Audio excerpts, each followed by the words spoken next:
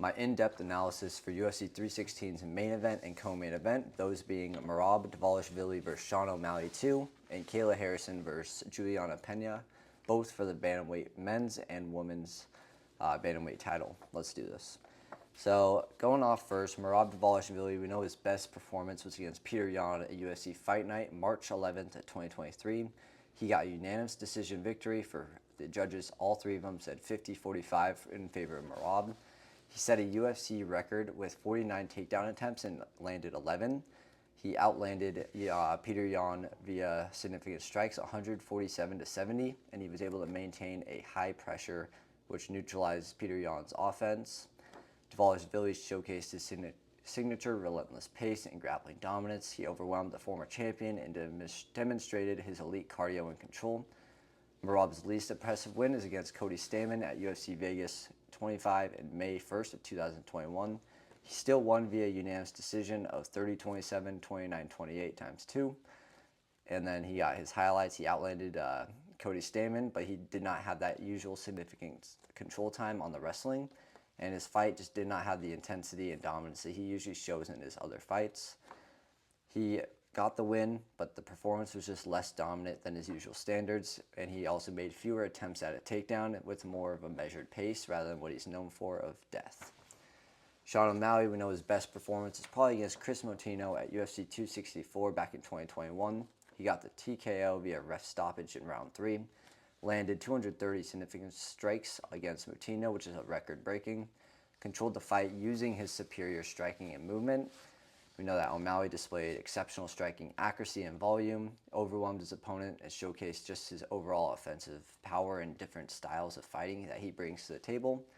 Least impressive against Tyrion Ware in the Ultimate Fighter finale, December of 2017. He got a unanimous decision victory, landed only 141 strikes, which is crazy. Significant strikes, but failed to get the finish, and he didn't really dominate that fight, who was an opponent that was unranked. In his UFC debut, O'Malley showed promise, but really lacked his finishing ability that we now know him to have, and again, just overall did not show that extreme dominance in his fights that he's been known to have against everyone but Peter Yan and Merab Dvalishvili. Since then, both fighters have demonstrated a lot of growth and adaptability in their UFC careers.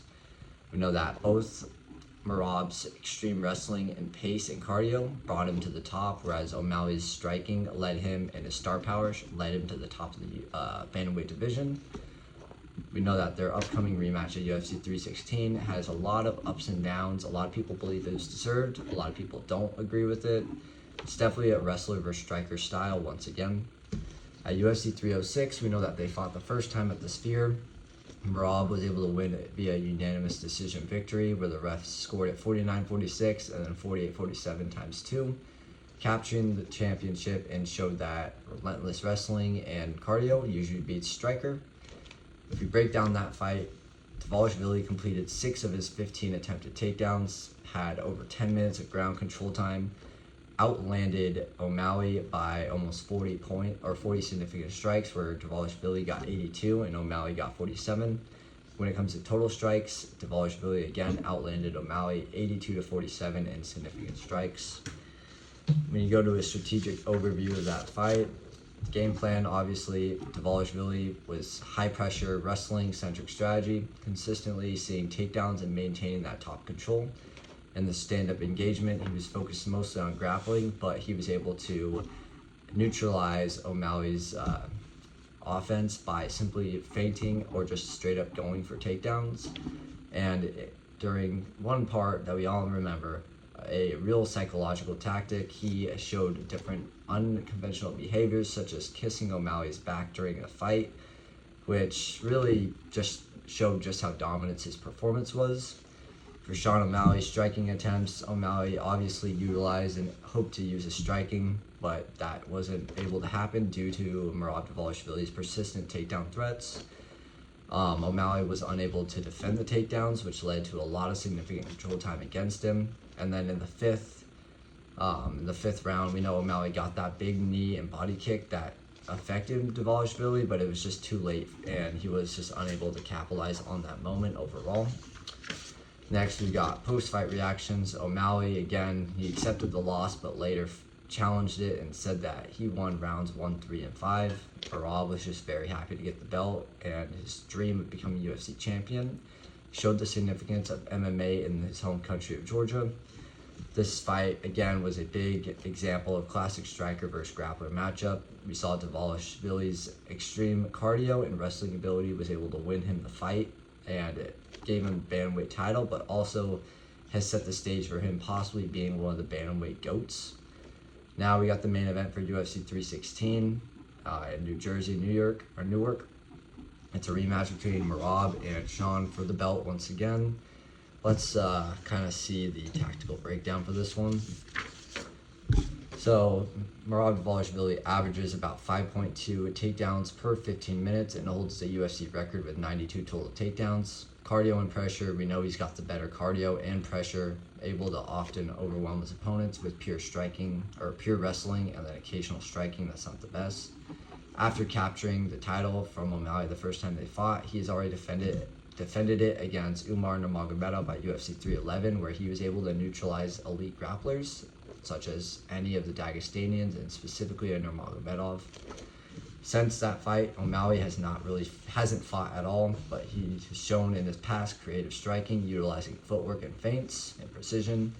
He says that he had a torn labrum 10 weeks before their first fight that hindered his performance, and now he's saying that he feels 70% better than ever ahead of the rematch, and he's shown a lot more of a disciplined lifestyle, reduced distractions, focused on training and family, aimed to just reclaim his title, improve his growth. Prediction and analysis for this one, we know that Dvalishvili has gone better striking, but his cardio and wrestling is still his main fighting skills. O'Malley's improved health and renewed focus could lead to him being more competitive in the rematch. If O'Malley can again effectively manage distance, utilize his striking, and improve the takedown defense, he could possibly reclaim the title. But Dvalishvili's proven his ability to control and wear down his opponents makes him a formidable champion. The keys to victory for Merab, I did 10 of them. Maintain that relentless pressure. Don't let O'Malley get comfortable. Shove O'Malley against that against the cage and get those single legs, double legs, and body locks to prevent O'Malley from ever breaking his posture and getting anything near a creative amount of striking. Don't let him have his movement, cut off the lateral movements and keep him near the fence where takedowns can be landed easier. Don't chase, just keep O'Malley contained against the corner and against the fence. Don't go for any wild takedown shots that can lead to him eating a knee, such as the one O'Malley got against Chito Vera. Constantly feint level changes and make that takedown threat a obvious thing that will disrupt O'Malley's striking setups. Target the body early to destroy O'Malley's cardio and then reduce his movement and timing overall. Don't just get takedowns, try and use that, hold that top position, and then, don't just keep taking him down and get up, just keep getting those takedowns and then knock him down again. Hurt him on the ground, maybe let him up if you don't believe you're good enough on the ground to prevent submission. Make sure that you're not getting caught with elbows, knees, or timed uppercuts when he does go for the takedowns. Limit the striking exchanges, keep stand-up moments short, and just do enough striking to get that takedown set up. Stay composed in the last 4 and 5 rounds, because we know that that's when he's most dangerous.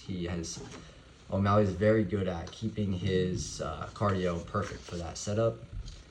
For Sean O'Malley, the keys to victory are going to be to master the distance with long-range kicks and jabs, check hooks to control the range, and just stay away from the fence.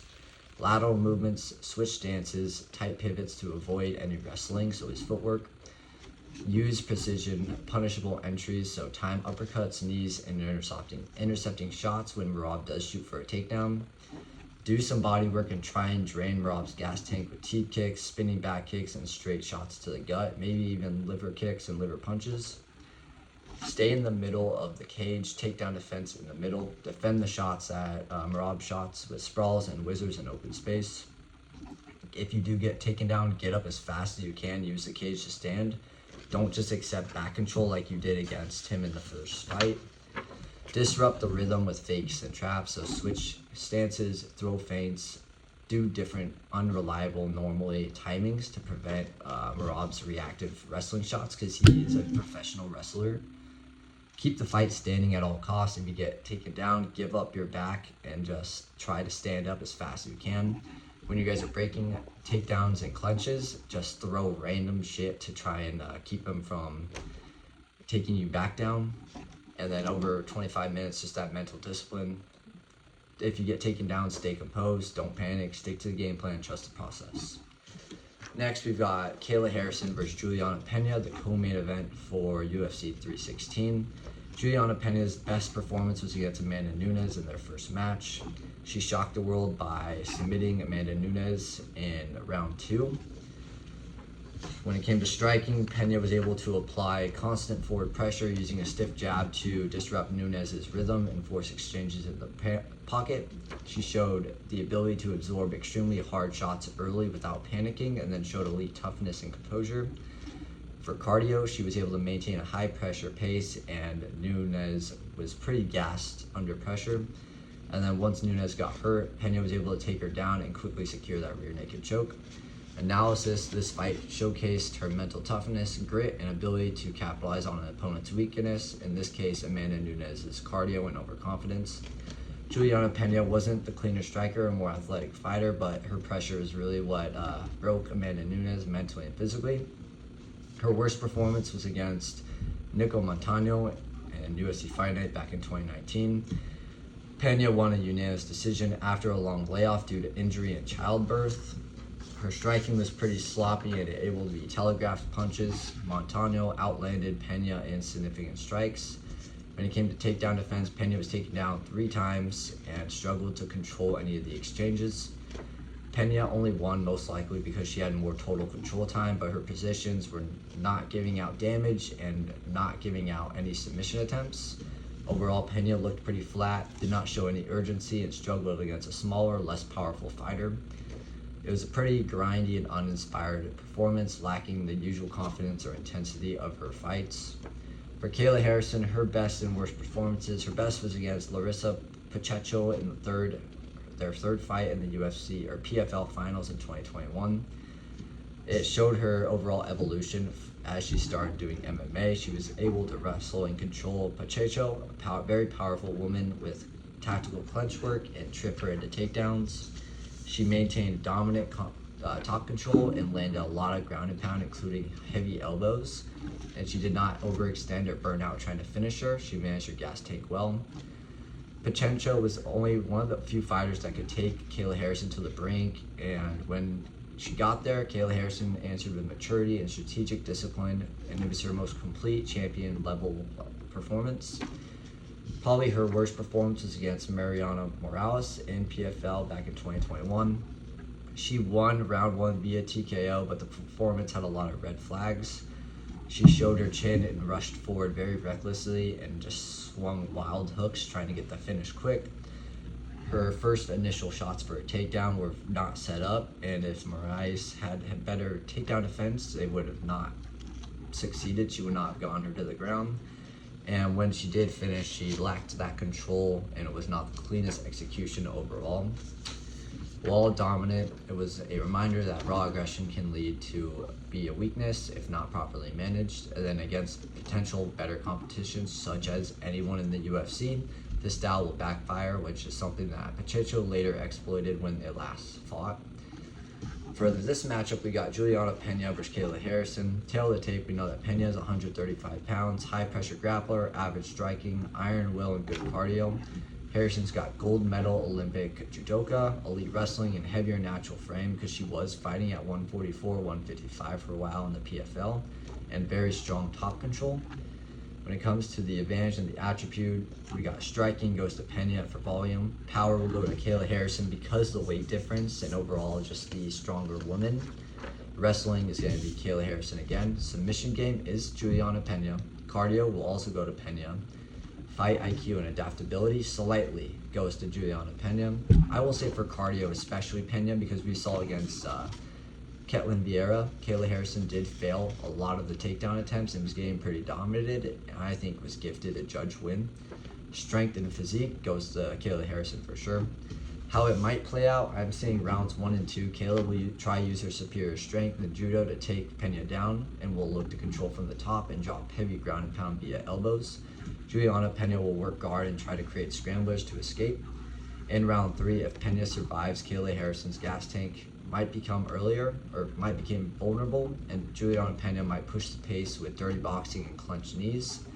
Later rounds, Juliana Pena might start reversing positions, creating chaos, and possibly find an opportunity for a late submission or just grind out a decision victory.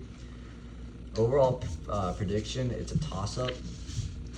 In the early rounds, Kayla Harrison will dominate, but Pena's durability and cardio creates danger in the late rounds.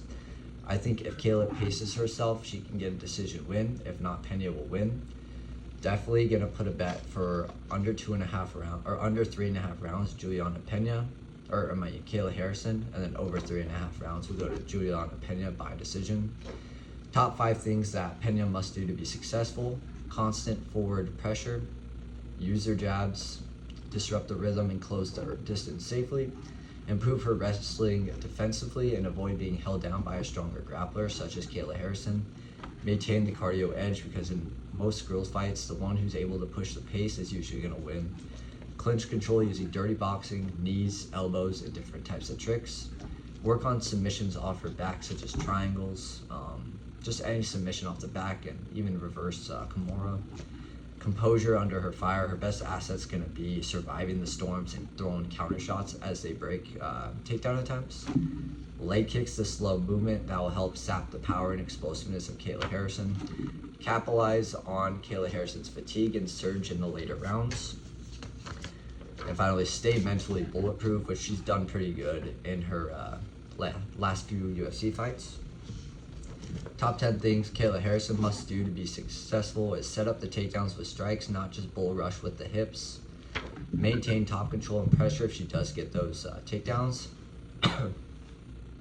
And avoid scrambles.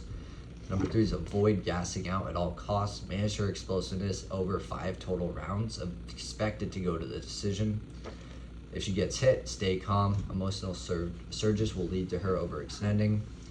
Improve her submission defense because if Juliana Pena can get her neck or any submission off, she'll make an attempt to get it. Throw leg kicks and body shots to try and slow down Juliana Pena early. Cut off the cage, don't just chase her, try and trap her in the corners. Evolve her striking defense and tighten that guard and head movement so that she doesn't take any more damage than necessary against Pena. Use her judo, again it's gold medal wrestling Olympic status. Use it to get those clean takedowns and not fatigue because there's no reason for her to push the pace if it's the first round. And finally, stay disciplined under pressure. If she stays focused like she did against Holly Holm at UFC 300, she'll be just fine. These are my UFC 316 in-depth analysis. I'll be posting them on Instagram maybe, for sure TikTok and YouTube. Be sure to follow for more and let me know below in the comments who you're going to be predicting to win some of these fights for UFC 316. I'm only doing the main and co-main event, but there are so many different fights happening on the prelims and main card that I would love to do if I had the time. Again, follow for more, and I hope you enjoyed it.